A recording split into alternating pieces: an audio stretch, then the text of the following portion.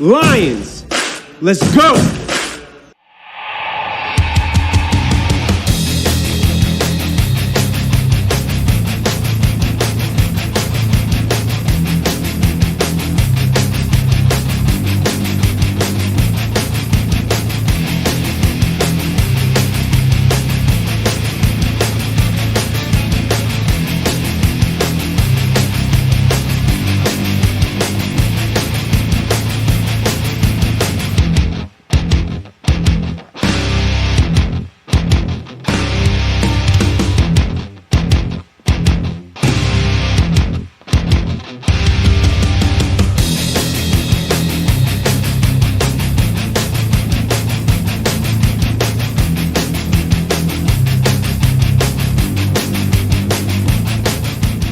There's the snap, there's the knee. That's one.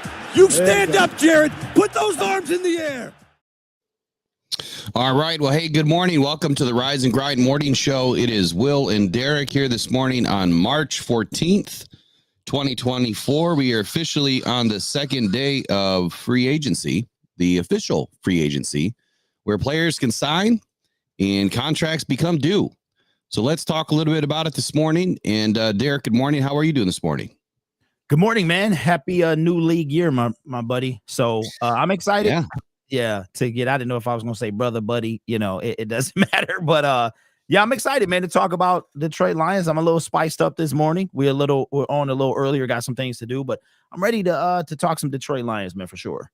Wasn't my buddy a toy? My buddy wasn't that a toy back in the day? Back in the day, I think it was.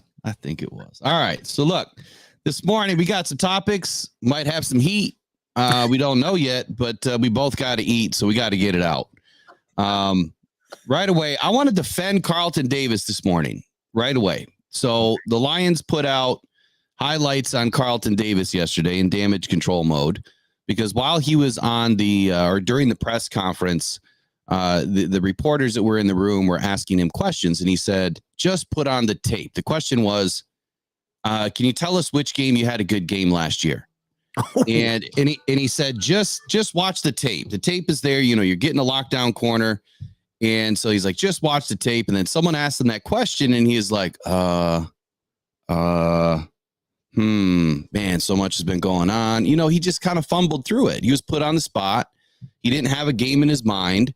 So let me help you out, Carlton. 2023. You need to go look at the Saints, the Panthers, the Falcons, the Panthers, the Eagles, and the Lions game. 2022, Cowboys, Packers, Falcons, Steelers, Seahawks, Bengals, and Cowboys. 2021, Cowboys, Saints, Eagles, Rams, and the first Falcons game. 2020, the Panthers, the Chargers, the Packers, the Raiders, the Falcons, and the Commanders. And then all the way back to 2019, the Panthers, the Rams, and all of these were really great games. The Titans, the Saints, the Texans, the Colts, and the Lions again. In his first season, 2018, he missed quite a bit of time, but the Eagles, the Browns, the Cowboys, and the Ravens. So there's like 20 some odd games right there that those will all have great tape on Carlton. You guys know that I'm on record being a little bit tough on this signing, but I do welcome him to Detroit. I'm going to support him. My biggest thing is just stay on the field. So anything you want to say about Carlton Davis? Did you have a chance to watch his presser yesterday? No, I didn't watch it. I wasn't in the mood to be honest with you, because I I just wanted to take a break. I needed to take a break yesterday, but we'll get into that later. But as far as signing him, is he better than what we had? Yes. And that's the point, is you're trying to get better every single year. So with that, he's better than what's funny is people put out, I saw a post by one of my guys, man, put out a post comparing him to Jerry Jacobs. And a lot of fans didn't like that when you look at the stat sheet. And it was tough for them to see. But the stat sheet doesn't show a lot of differences. But, you can't just base everything off stats, as we'll talk about a little later when we get into a particular person. But I don't mind it. I was a bit surprised by the trade, but I am glad that we got our 6th-round pick back for next year for Donovan Peoples-Jones. But, giving up a 3rd-round pick, we'll see what happens. Yeah. So when this first came out, I did a comparison between him and Jerry. And I think that's why people were a little bit hot with me. But I mean, stats, they don't lie, right? I mean, they tell a part of the story. There's also another part of the story, which is obviously the tape, which is the bigger component to it. Because you also don't know everything about every player. And what I mean by that is who was on the team, who was out of the game, how many injuries were they facing? The opponent, a lot of things go into it. And that's why the tape is so important. And I do like some of Carlton's tape. I mean, I think that he has phenomenal ability, and he's been proven over 6 years to do well against some of the best wide receivers that he's gone up against. It's just that biggest concern that I have is, are you going to stay on the field? Because you don't help us on the bench. You don't help us in the training room. You help us on the field. And this team has been riddled through injuries last season, and we got lucky to get healthy at the right time. Sometimes you don't get that lucky. The thing about it too is that 14.5 million with him as well. And I like what you said. And this is why, I'm not going to apologize, but it might be a little spicy for me this morning, because Brad Holmes, Detroit Lions fans now are hanging on the quote of, we're trying to win in December, from Brad Holmes. We're not trying to win and make headlines in the month of March and April. And that's fantastic. But you know what, Brad? I would prefer to win in February. That's when I would prefer to win. In addition to that, you hit it on the head. You're no good if you can't stay on the field. What good are you to us in December or February? We just lost a guy that was a non-factor in December. Now, he was, this was out of his control, doesn't have a huge injury history. I'm talking about CJGJ. So for me, as we discuss other players that we've brought in here or thinking about bringing in here, injury is one of the biggest concerns that I have with the people brought to this team. Yeah, I'm in the same boat, man. I'm rowing with you, as I like to say, because injuries are a big part of this game. Yeah. And when you already have an injury history, it kind of puts a bad taste in a lot of people's mouth that, you're just, you're the bargain basement shopping, or, you're grabbing these injured players that, are they just going to do the same thing for us? Are they just, and paying $14.5 million. I mean, we do realize that we are only $4 million away from signing a top tier guy. Yes, we'd have to give up a pick, but we haven't seen Kendall Fuller jump off the board either. There's got to be a reason why. And I don't know what that reason is. So let me shout out to everybody in the chat this morning. Let's see who we got. We've got Adam, Bobby Tarantino, Better the Hunt. El Torrey, about a basic bro. Hey, I got it that time. A basic bro. Gotcha. Rishi Poo, Zachary Cleary, Ryan Van Valkenburg, Bruce Morton, Xenomorphian, Tank Dard 20, Commonwealth D, Shadow Viper 619, A Coop, and shout out to the mods this morning, Better the Hunt and Tracy. Just like I said yesterday, this chat should not be slow rolling. I don't think I slow rolled this one today, and I think everyone's able to comment. But let's just keep it, a little PC. We've got sponsors and things. And speaking of sponsors, please check out sportspider.com. That is SPORTSPYDER. I'll also put it in the chat, and the link is also in the description. If you want to get all of your sports in one place, there is nothing better than sportspider.com. And every sport, every team, you guys can make your own page and develop your own news site. It's an amazing place to be if you want to get your news all in one place. Sportspider.com. Check them out. Sponsor of the show. We super appreciate them. So CJGJ. So you mentioned CJGJ already. What is your initial thoughts here on the departure? I mean, I knew that this was happening. Obviously, we put the information out the other day when we were on, and it happened. So it was expected. Obviously, the dude got a bag for what he did last year, coming off a major injury. What's your you got a gripe with this one, or do you think that this was a good move? I got no gripe at all, man. CJ he wanted to get the bag and he got it. In my opinion, the Philadelphia Eagles are dumb. This is why they had the second biggest collapse in NFL history. They make dumb moves like this. This to me is a dumb move. So what I say, Will, is this: is my thing with CJ Gardner-Johnson has less to do with him and more to do with the fans. This guy was here. It just tells you how kind of for some players it's about the money. It's about the money. CJ Gardner-Johnson was here, the whole ski mask thing and all that stuff. And I think he went live on Instagram, showed some love, put the ski mask back on, but he wanted to get his bag. And just to put something out there, you can't believe what you see on the internet. There was a fake tweet going around that he kind of dissed us and had the whole Twitterverse in an uproar, and it was fake. Yeah. So you gotta be careful at what you take and spend less time reacting and more time processing what's going on. But as far as CJ Gardner-Johnson, I'm cool with it, bro. Go get your bag, do your thing. Hopefully, you don't have a giant collapse like you did last year. Eagles made a mistake by letting him go. They tried to rectify that. Now it's time for Brad to do something. And what I would like to see is Justin Simmons. That's what I would love to see for our safety. We need a veteran safety back there because we don't have that anymore. Tracy Walker's gone. Okay. CJ Gardner-Johnson's gone. We don't have a veteran safety. And if it's not going to be somebody like Justin Simmons, then maybe we do look at a Quandre Diggs. I'm okay with drafting one as well. But what I'm saying is we need some vets on this team, man, to lead the pack, so to speak. So I'm okay with CJ, man. Go do your thing. It's all love here. We'll remember the ski mask, and I'm sure Amazon appreciates you. He sold Amazon out in 20 minutes. So talking vet safety, and then I'll come back to CJ. I do believe that that's still an option. I'm going to try to get some information later on this morning and then see where the Lions are in their process, because I think that is a very important move.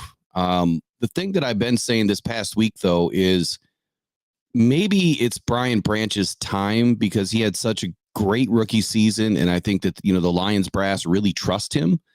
And he showed us why. I mean, he came in day one, lightened up. I mean, he started off his season with a pick 6 on Mahomes. I mean, it's being in the right place at the right time. So I'm wondering, are the Lions going to float with Branch and put him back into that safety position? Now that we bring in Robertson, is he going to take over the slot role and then Branch is going to go back to the back? I'm almost thinking that that's a good possibility.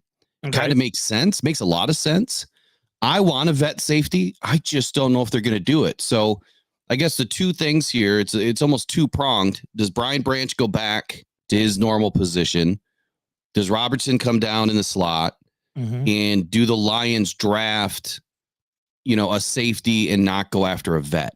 Because I think that where they're picking right now, there's a couple of safeties available, and Sion Vaki is one that I think that Brad Holmes may like quite a bit. So, and I think he did come in on an official visit, or will be in on an official visit, or did throughout the combine. So, Meek Robertson, or let me get to CJ Gardner. So, as far as CJ Gardner goes, look, it's just like Carlton Davis to me. Now, CJ didn't have a huge injury history, but he wasn't on the field last year. Nope. He was on the field for maybe 20% of the games, maybe, and that was mostly playoff games. Maybe it was more like 12% or something, whatever the numbers are. And when you have a guy like Davis that is, only on the field for about 77% of the time, that's where I have a concern. Like, okay, is letting CJ Gardner-Johnson go? I think it was a good move cap wise. I do think that they would have way overpaid CJ Gardner, but I expected him to get, north of $9 million on his contract this year.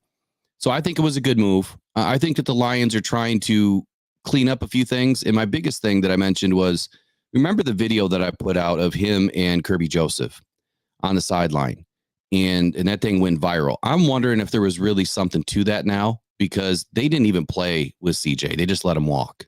Mm-hmm. So I wonder if there was something to that maybe he was rubbing people the wrong way. And I'm not saying that he did. I don't know. but maybe that there was something to that video that, was getting people a little bit upset on the sideline. But you know what, Will? I think what it was is I don't think CJ wanted to be here. I think we were the chick on the side, bro, like Usher said. That's what I think we were, because if you think about it, he was mad at Philly. If you don't remember, they paid James Bradbury. He got in his feelings. We came in at the right time. All right. We was that person at the bar that catch you on a down day, then you make a mistake. And that's what CJ did. He didn't want to come here. I truly believe that. The Eagles had no reason, based off of his 2023 production, to get $33 million. That makes no sense in any. Hold on a second here. I don't know what just happened. We lost Derek. Oh, he's back. Oh, there we go. There he is.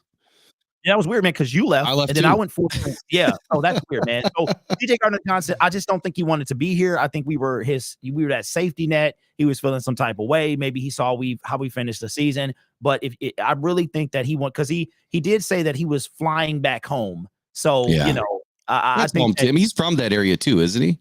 No clue, but good for him. I think he is.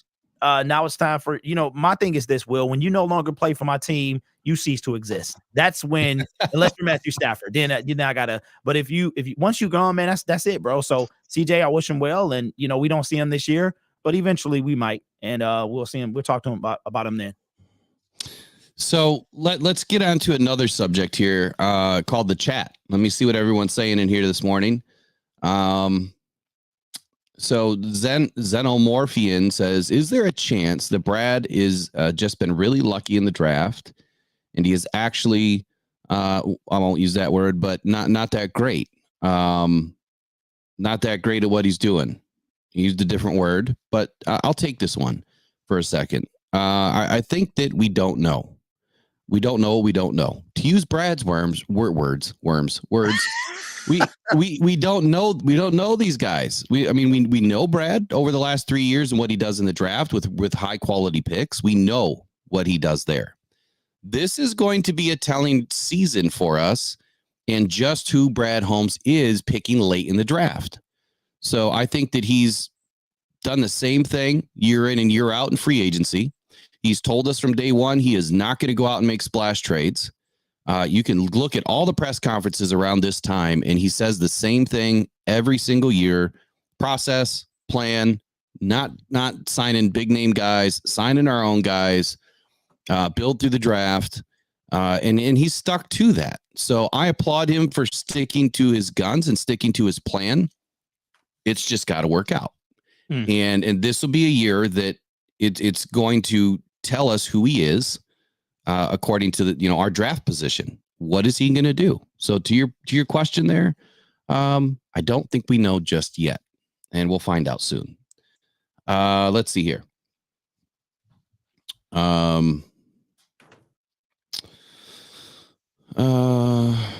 Let's see. Tank Dart 20 says, I'm hyped for these guys. If the team did nothing, I'd be upset. Yes, not going to be hard to get that name. I see the overall picture. 3-13, 9-7. Well, it was 9-8. 12-5. Not too bad of a progression. I agree with that. We were trending up, right? We're getting incrementally better. So we've got 6 games better between year one and year 2. And then we've got 4 games or 3 games better in year 3, which is a really tough escalation to break 10 wins. Will we have another progression this year? I mean, even finishing at 13-4 would be a huge progression because it is tough to win 10 games in the NFL. That's why not a whole lot of teams do it. Mm-hmm. So where are you at on the Brad Holmes? I know it's a spicier subject for you, but based on what he's done so far, and how this team has been incrementally better every year, some big jumps. I mean, 0 to hero is what I see. He went from nothing to NFC title championship with the team that he assembled. This is a telling season for him. So what are you expecting from him, during the draft that would help mold or change your mind that maybe we should trust him a little bit more? Okay, so I want to make this clear, and this is for the people in the back, all right? I trust Brad Holmes, but I trust him to an extent. My full trust is not in him. Yes, Will, everything that you said is true. There's something, though, that people are missing. And this is the part that I think is that what you see from me is the entire time that he's been our general manager, two things have been horrendous. One, the defense. Two, the pass rush. All I'm asking Brad Matthias Holmes to do is to, and I don't even know if it's his middle name, it's just one I like to use. I just want him to address the defensive side of the ball. Why did we increase, Will? The offense. Our offense gets better and better and better. Sam Laporta, Jahmyr Gibbs, all this other stuff. The defense continues to take steps back. Now, when I say steps back, our progression is incremental on the defensive side of the ball. And no one wants to admit that. That is the problem that I have. If you look at other teams, and you mentioned this as well, I think you said top 15 that we have to be in order to really be a factor. And I think that last year, as the offense was cooking, you saw that. You saw the defense let us down on a continuous basis. And all I want from Brad Holmes is for him to get this defense right. And now the reason that I'm so heated about this offseason is, and we're going to get into that as we talk about the D-line, is how he approached the defensive line. What that tells me is that he's going all draft, that most of the defensive line players will come from the new additions, will come from the defensive line. The game changer new additions will, the game changers. But before we do that, got to give you a shout out on the show. You said Andrew Van Ginkel was going to get 10 million, and he got 10 million. He absolutely did, bro. So I got to give you flowers there. I didn't believe you. There was no way. And the Vikings gave this man $10 million. So kudos to you. But yeah, now we get to go up against your guy. I know. So I just want to make sure. So I'll say it again to wrap this up. I trust Brad Holmes. I'm not blindly following him. I will not be afraid to criticize him, and I will not be afraid to call him out where I think he's neglected areas on this team. Is he the best general manager we've seen? Yes. Am I satisfied with him? Yes, to a certain extent. Does he need to do more? Absolutely. And I hope everybody understands that. So I think that, you have a component to the fan base that is willing to be patient. And some of those might be the most faithful at this point because they've been through it enough and they've had this taste of success now. And I think that maybe that's probably swooning them over a little bit, that they're like, okay, I see where this dude's going. Yeah. And we're going to trust him just a little bit more. And maybe it's blindly. But the thing about media, the thing about reporting, the thing about a YouTube channel is, one, it's about your opinions. And everybody has one. If you don't agree with it, you don't agree with it. But everyone's entitled to their own opinion. And I think what Derek's trying to say here too, and I'm not trying to put words in your mouth, is by not blindly following Brad Holmes, he's trying to see the differences in how this team is being assembled, or the differences that are going to make this team better, and what maybe he would do that would help this team get better. And it's not happening, but I think that it's going to happen through the draft. We just have to be a little bit more patient. And I said this the other day. So when they signed their contracts with Sheila Hamp in the Lions organization, I think Brad got a 5 and Dan got a 6-year contract. Yep. So next year is Brad Holmes' final year. One question, one answer. Would you extend him? Yes. Okay. So we would extend him. So there you go. He believes in Brad. The next question would be, if he's building through the draft, how many seasons do we need to go before we get to that pinnacle point of, okay, we got our core, we got our foundation, now we can pluck some guys? And I think the answer is, after this draft, I think that he's going to have a really good core and a really good foundation. And then from then on out, he'll be able to assemble as needed. And I think that's why we're seeing all these 1-year deals, is he's supplementing through free agency, building through the draft. And at some point they're going to blend, and he'll be able to get some of those guys on longer term contracts once he has his core of Avengers, or whatever you want to call them, right? Once he has his people. The same thing. So, I mean, look, everyone's got their own opinion. It is what it is. If you don't like it, you don't got to listen. But, I'm not always right. I've got my own hard opinions too at times. It is what it is. So let's talk DJ Reader. Okay, well, let me go back to address your core comment real quick. Okay, so I hear what you're saying, and I agree. I agree with this whole build to the draft thing. They're just Okay, so we talked about the core, right? There's a guy that's not under contract that was part of that core. His name is Josh Reynolds. We don't know what's happening with him. Alex Anzalone, I want to say next year will be his final year of that of his 3-year deal that he got. Yeah. Khalif Raymond, he's going to be kind of aging and on the last year of his deal. Jared Goff is on the last year of his deal. He hasn't been extended yet. So this core that we're speaking of, that yes, Brad did build through a bunch of, it was like the hodgepodge players, right? And the draft, it's going to get to a point where these players start to leave. Amon-Ra St. Brown, last year, still waiting on his extension. So Penei Sewell got to get paid next year. Year after that, we got to talk about not Jameson Williams, Aiden Hutchinson. Year after that. So I hear what you're saying, but these, as far, and it's something I wanted to say too about that core that you said he's supplementing. So the supplemental pieces are probably not going to be on this team next year. So the Eric Armsteads, if we sign him, DJ Reader probably will, and we'll talk about that next. But and Marcus Davenport, he's probably not going to be here next year either. But maybe he plays himself into a contract. I don't know. So it's like I understand the build through the draft approach, and I agree with it. If people don't understand that, the supplement part is the part that I'm having trouble with, because when you supplement, you have to do it right. And we look at players like DJ Chark, CJ Gardner-Johnson, players who he gives a lot of money to that don't necessarily work out, right? So that's my issue. There's no reason, to me, in my opinion, Marcus Davenport should get $6.5 million.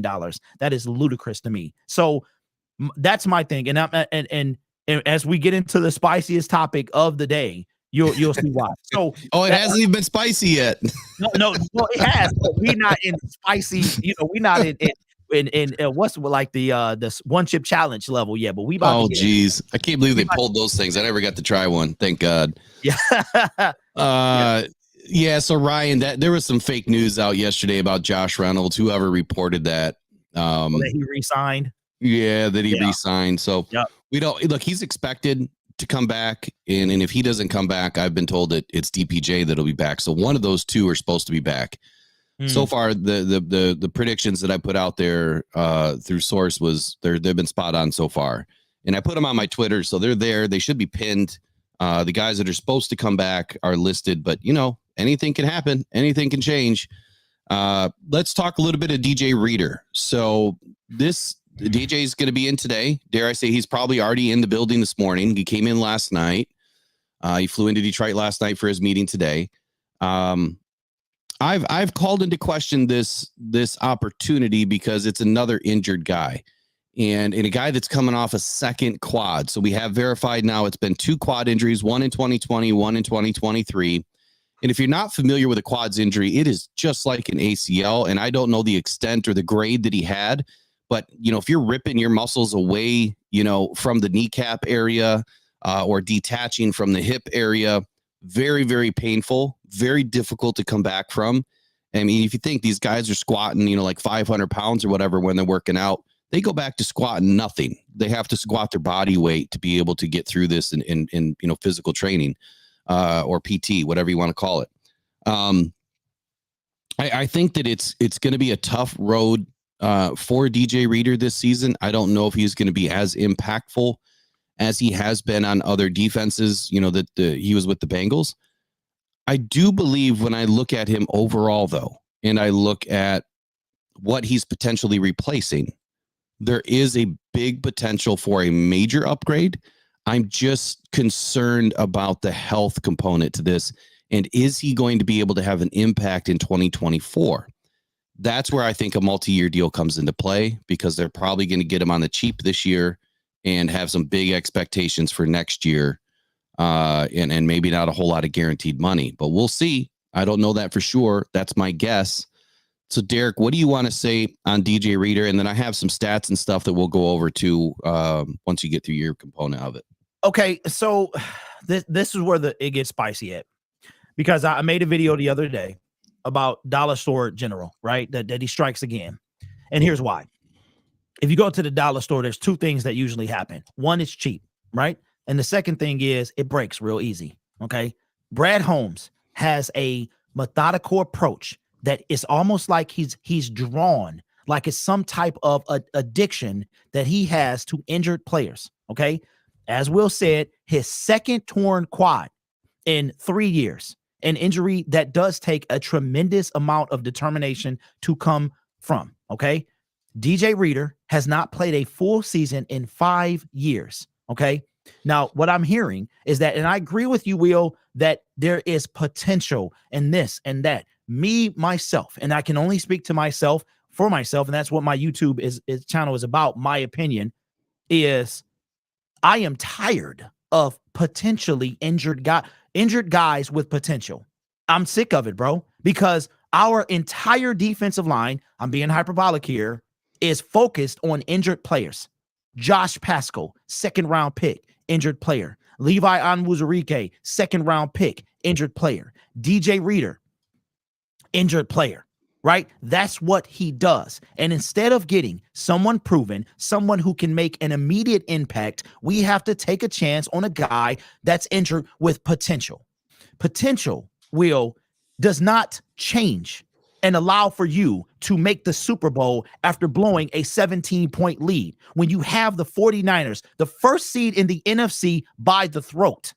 Okay, that's not what potential does. So for me, when it comes specifically, this goes beyond DJ Reader. I believe everything that you said. Can he come back? How will he come back?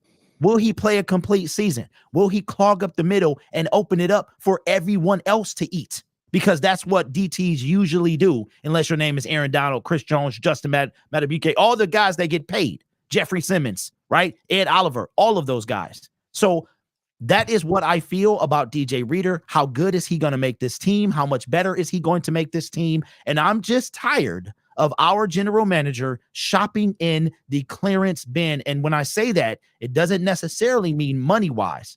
It means injury prone as well. So I just have a problem with that.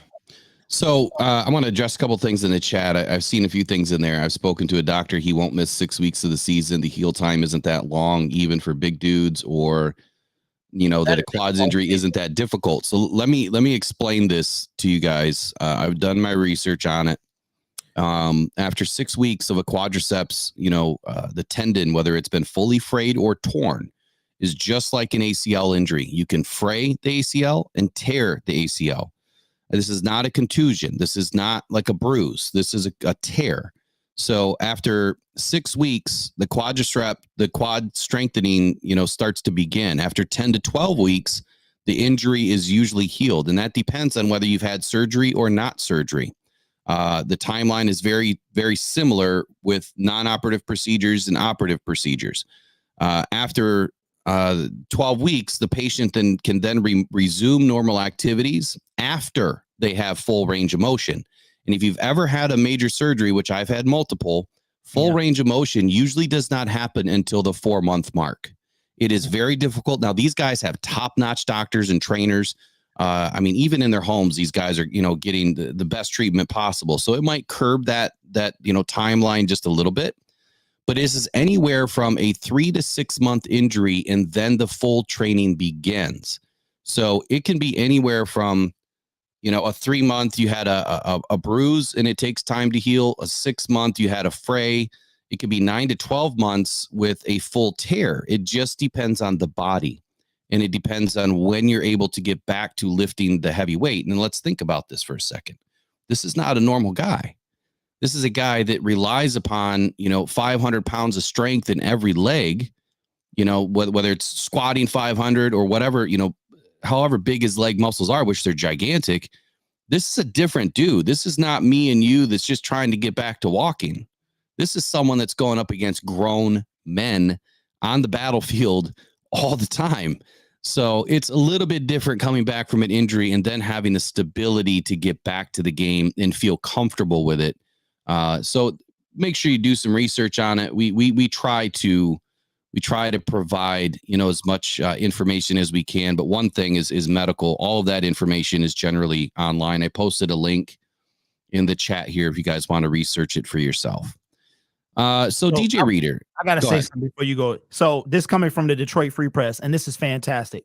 This is fantastic, and this is coming from the Detroit Free Press. People in this organization are sitting in front of Brad Holmes in the press conferences. Detroit Lions fans wanted a Happy Meal, but Brad Holmes gave them black coffee in free agency. That's what we got. Who wrote that one?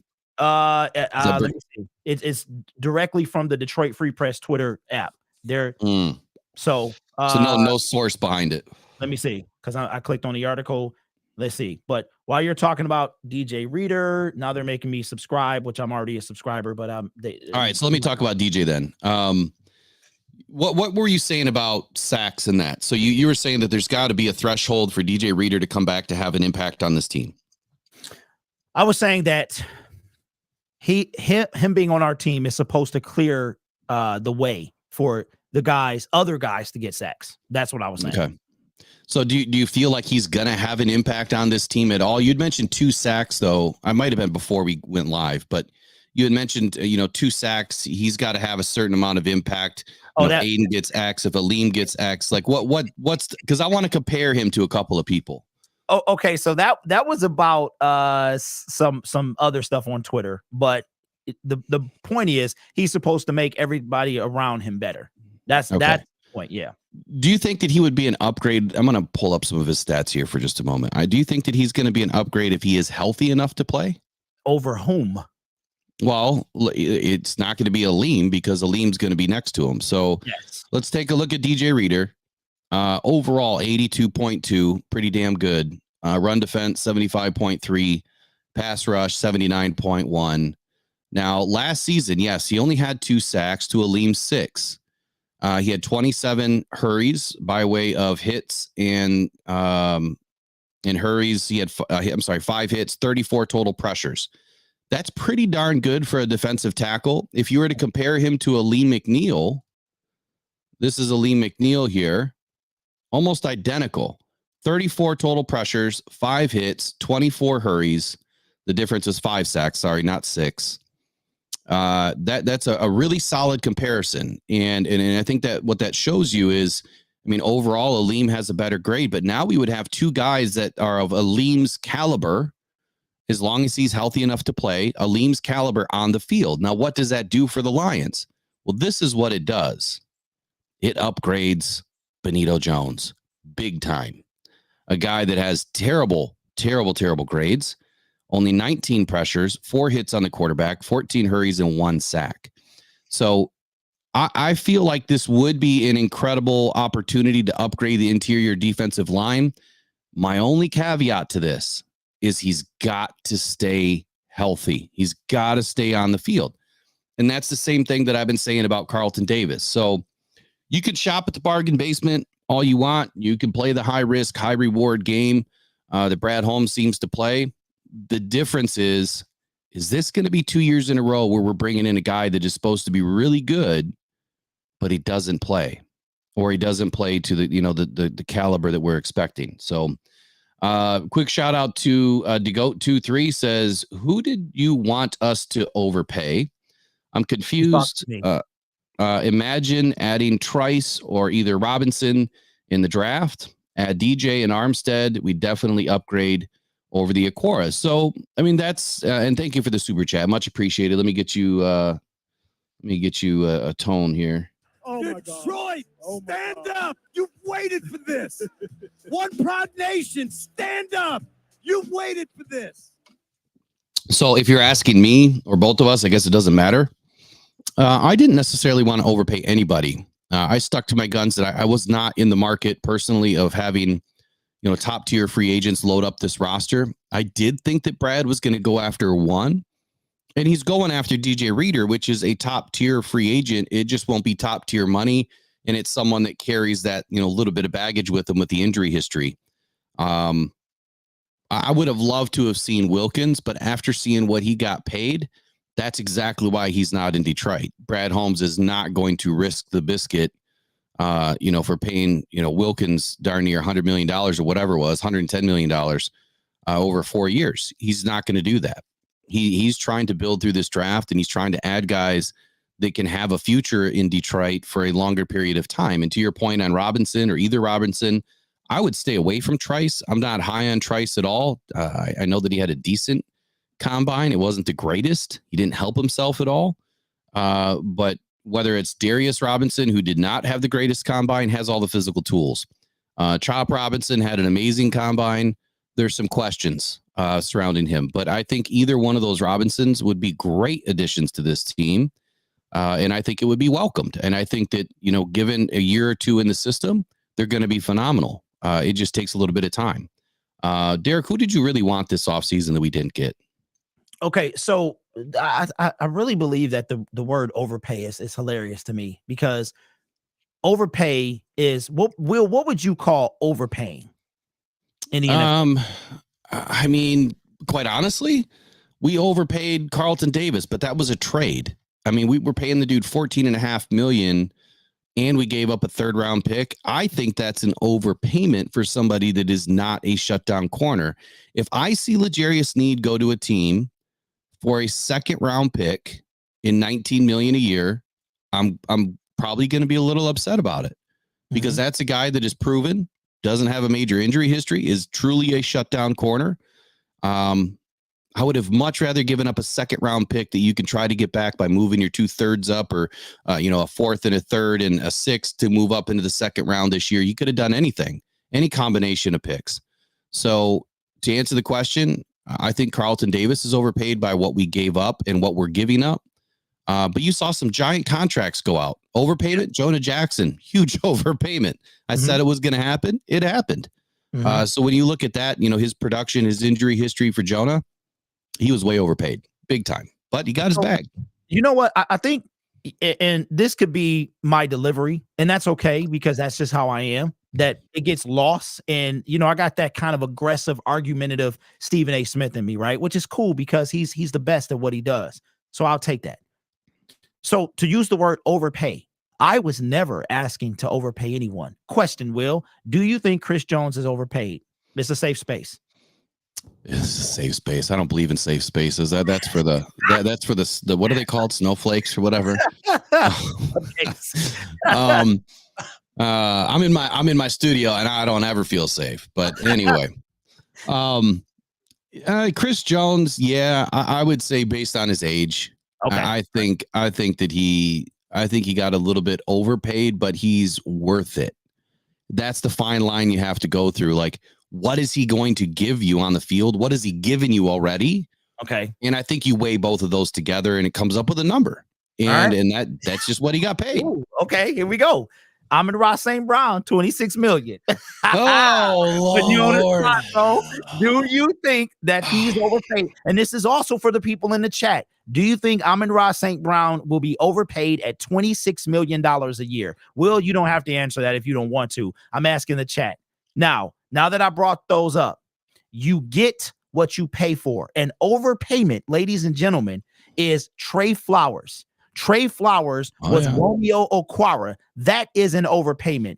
If you paying for a dog, you're going to get a dog, right? So Danielle Hunter, not an overpayment. I didn't think $30 million was an overpayment, but that's just me. Because these guys, if you look at all the dog defensive tackles, not a single one of them left their team. Jeffrey Simmons, Justin, Chris Jones, Deron Payne, Ed Oliver, who's he's not even a dog. He's all right. All right.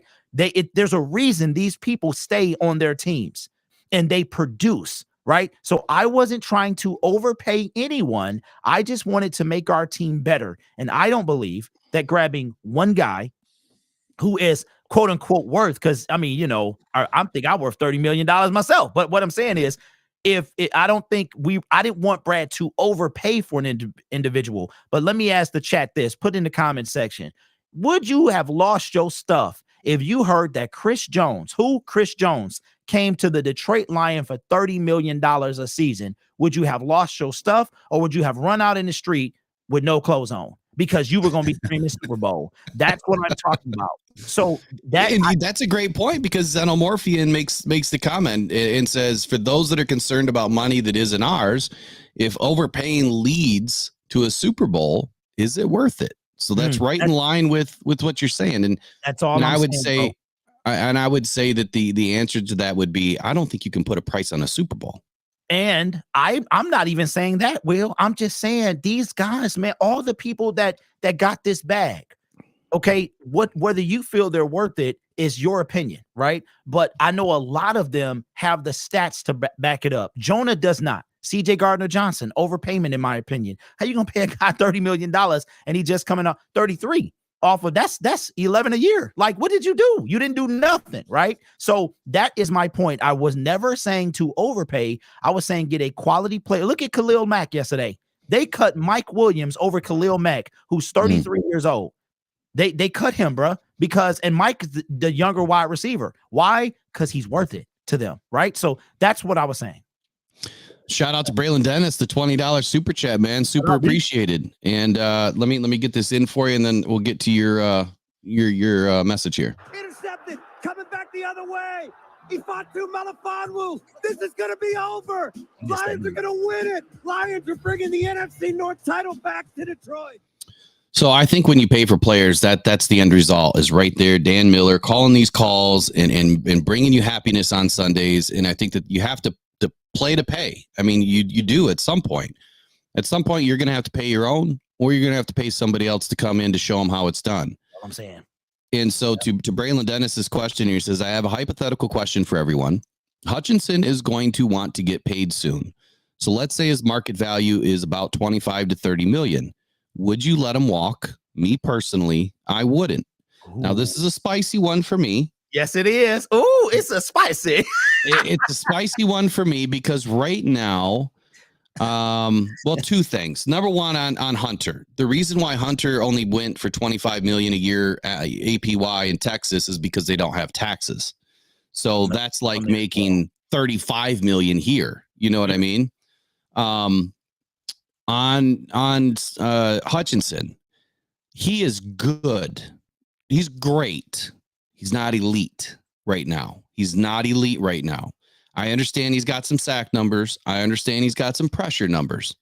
But if you compare the pressures to sacks, he's only winning about 12% of his reps. Elite is over 20%. And well, maybe over 18% based on what we saw this last season. In the top 10 of the NFL, everybody is over 18%. So I would say that he's not worth the full bag yet. He's got 2 more seasons to earn it, 24 and 25, and he will. He will once Brad Holmes gives him some more help, whether it's back end or front end of the defense. Aiden will earn his bag. I guarantee it. The dude is barely scratching the surface on what he can do. He just needs to be able to win his one-on-ones, or he needs a lot of help. I've been on record saying that he came from a Michigan team that was clearly a hive defense. You had a lot of great players on that team, and he was able to do his thing because everybody else had to be watched. The offense couldn't let anybody be free. That allowed Aiden to get free more often than not. We don't have that situation in Detroit yet. We don't have a complete hive defense just yet where everyone is good enough that the offense has to watch them. And I think that's what Derek's asking for. He just wants to get this defense to a point of where our guys can perform and they can be as good as they're supposed to be, as they were, advertised and marketed. We haven't seen it yet. And we're almost there. We're close. And I think that's why, some people, they're itching to get these, big name players in Detroit because they know that it will help.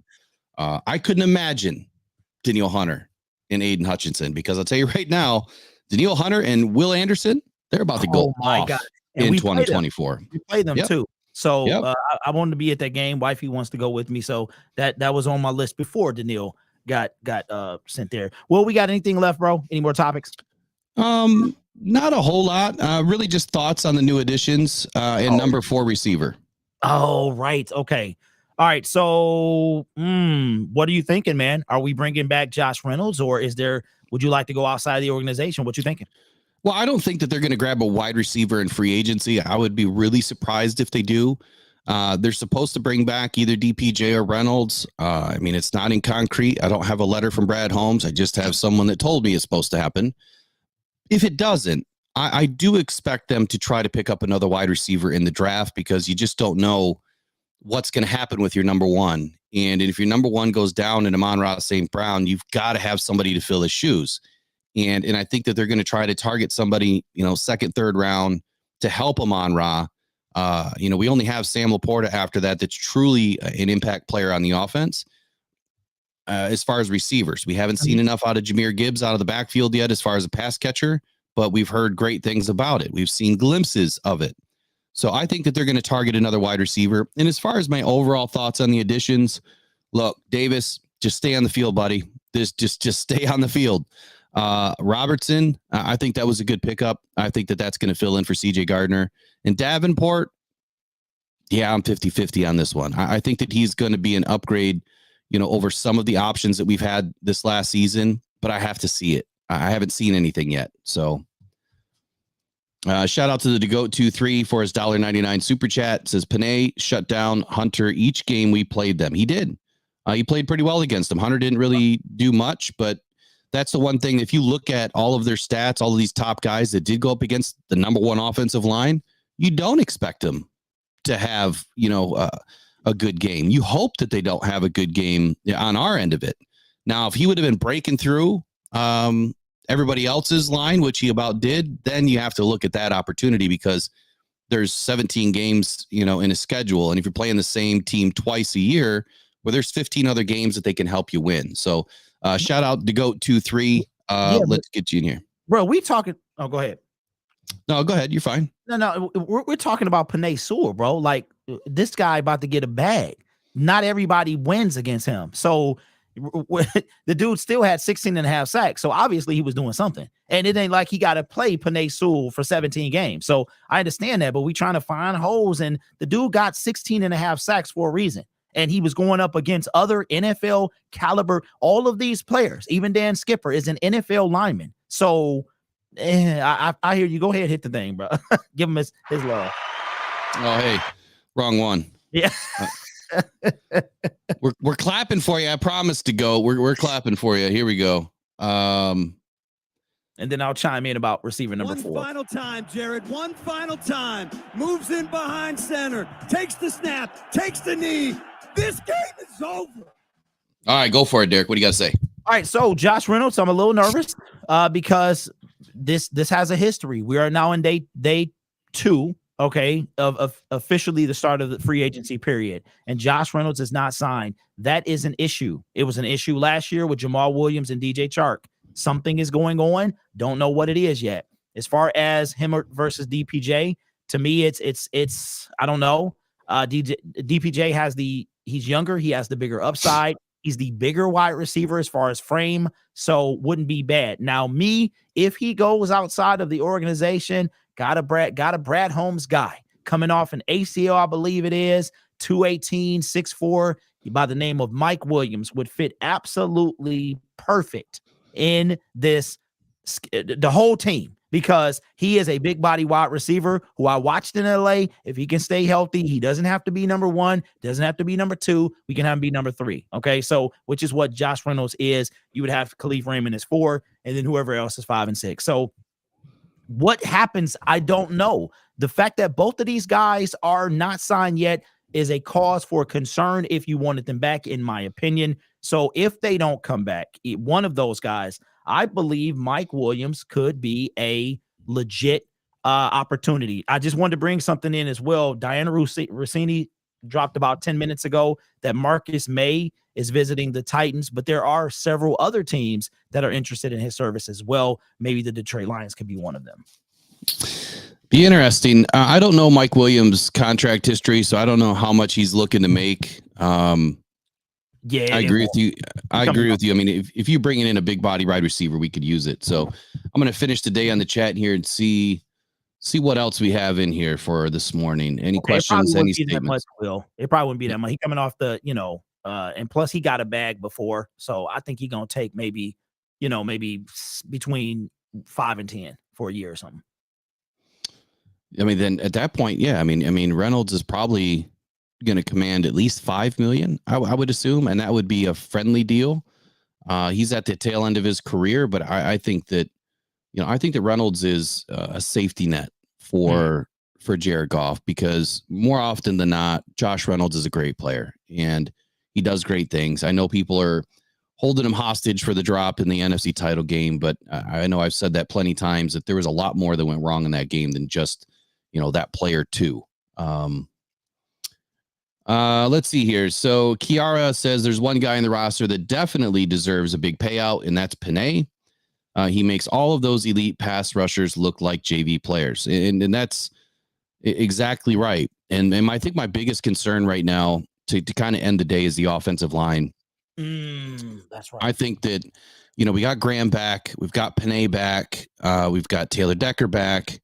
Ragnow is an injury issue because he's consistently having to battle the foot and the toe, and now a knee that he injured, this last season.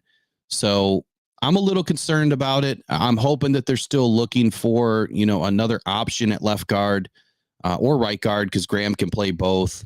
But what is he going to do in the draft? This could be a really bland draft for the Lions because he could be doing offense and defensive line again. And the defensive line player might be the biggest splash of the draft for us. It's going to be interesting to see what Brad Holmes does, but I think that he will not leave this offensive line alone.